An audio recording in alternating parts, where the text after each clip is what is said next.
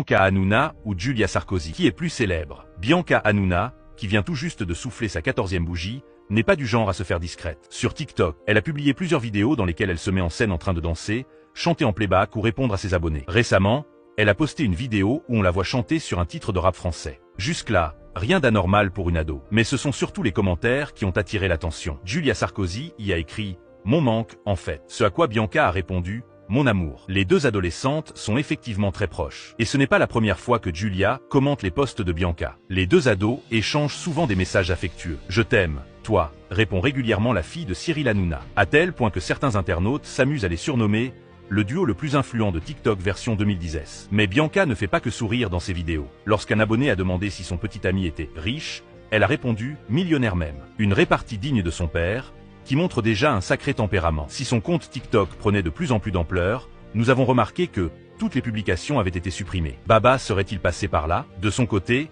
Julia Sarkozy n'est pas non plus une inconnue sur les réseaux. À 14 ans, elle s'est retrouvée au cœur d'un véritable buzz en mars, après un live TikTok où elle a été interrogée sur les affaires judiciaires de son père. Très agacée, elle n'a pas mâché ses mots. Il n'a jamais été en prison. Et d'ajouter, ceux qui lui ont mis le bracelet vont payer. Une déclaration qui a divisé. Certains internautes ont salué son courage, d'autres l'ont critiqué. Face à la vague de commentaires haineux, d'autres ont pris sa défense. Elle a 14 ans, foutez-lui la paix. Lâchez-la.